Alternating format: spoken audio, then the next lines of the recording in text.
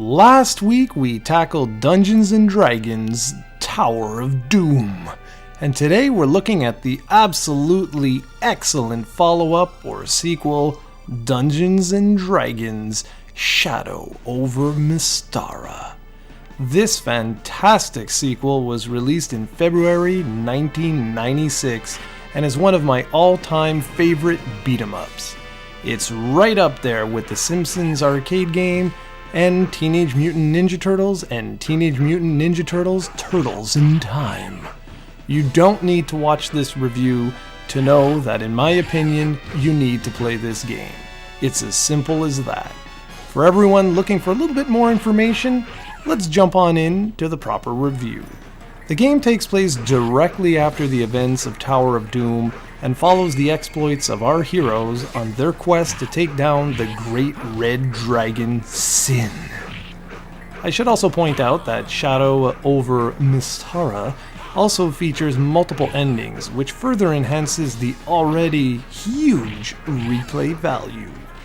This time around, the fighter, cleric, elf, and dwarf are joined by two newcomers, the sorcerer and thief. Like the original game, each character has different attributes that make them unique. The cleric acts as party healer, but is also a competent warrior, having the best rush attacks in the game, and also features some fairly nice spells. The dwarf is the strongest character when it comes to physical attacks, and has the most hit points. The elf is a great offensive magic user, as well as a competent fighter herself. The fighter is your all-around balanced character with great moves and can handle every weapon in the game. The sorcerer may be physically weak, but features the most powerful magic in the game and can be a real force to be reckoned with in the right hands. Finally, the thief is a nimble creature, having access to many acrobatic skills such as double jump, wall jump, backflip, and a screen-wide leap.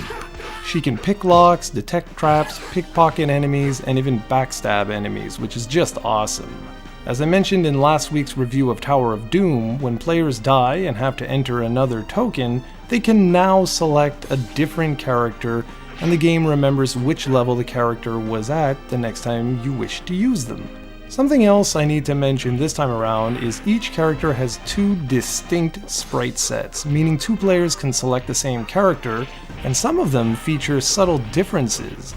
In essence, this brings the roster to an incredible 12 characters. You really notice the difference when you have two players select the sorcerer, as their spellbooks aren't the same. I mentioned last week in the review of Tower of Doom the various controls, but this time around, for some weird reason, buttons 1 and 2 are the same. 1 is for attack, 2 is for jump. However, they reversed buttons 3 and 4.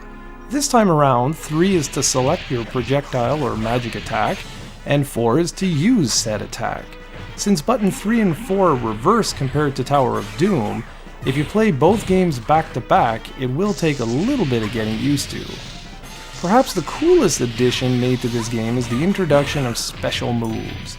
By moving the joystick in certain motions and tapping the attack button, you can perform some really awesome looking and powerful moves, including a dash attack, rising attack, and a mega crush attack, which damages all enemies within a range of the attack, but also hurts the player at the same time. One new move that helps solve a problem from Tower of Doom is the slide, as this allows the player to slide over loot and automatically pick it up while continuing to attack the enemy. Previously, both the pickup button and the attack button were mapped to button number 1. And while that's certainly true here, the slide makes that problem a thing of the past. Like Tower of Doom, players can visit shops to replenish secondary items such as arrows, daggers, oils, hammers, and healing points. They can also sell miscellaneous goods they've collected throughout the stages. There's also a robust inventory system in place this time around, where 8 different slots can be filled with different equipment ranging from shields, helmets, armor, magic boots, rings, and gauntlets.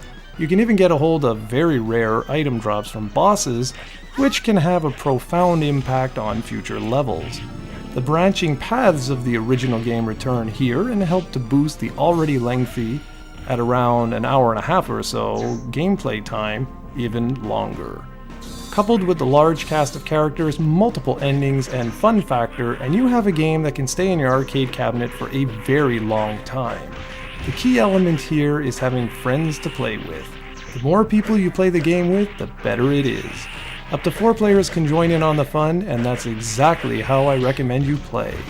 The graphics and audio are even better this time around, since several years has passed and Capcom was more used to the CPS-2 hardware. Colors and animations are top-notch, level and enemy designs are superb, and the speed of the characters' animations have been increased. It's just amazing all around.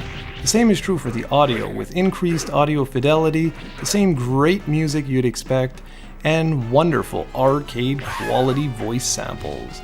Interestingly, this game is also known for having quite a few bugs in it. One was a user-generated bug that would glitch out most of the game by entering wacky names at the character's select screen, which was fixed in a revision, but the second bug was never addressed. If you swap the default helmet of the sorcerer and the thief, you essentially make both characters godlike in the sense that regular attacks can't lower their HP lower than 1. Most players will never experience this, but it's fun to do, and as I said, Capcom never actually fixed this particular issue. Overall, Dungeons & Dragons Shadow Over Mystara is a wonderful game that comes extremely highly recommended. It's a superb beat-em-up, and much like Tower of Doom, it's available digitally through the PlayStation Network on PlayStation 3, Xbox Live Arcade on Xbox 360, and Steam on PC. As part of the 2 games Dungeons & Dragons Chronicles of Mystara. The game was also included in the import Saturn-only version of the same game, albeit without upscaled graphics and online gameplay.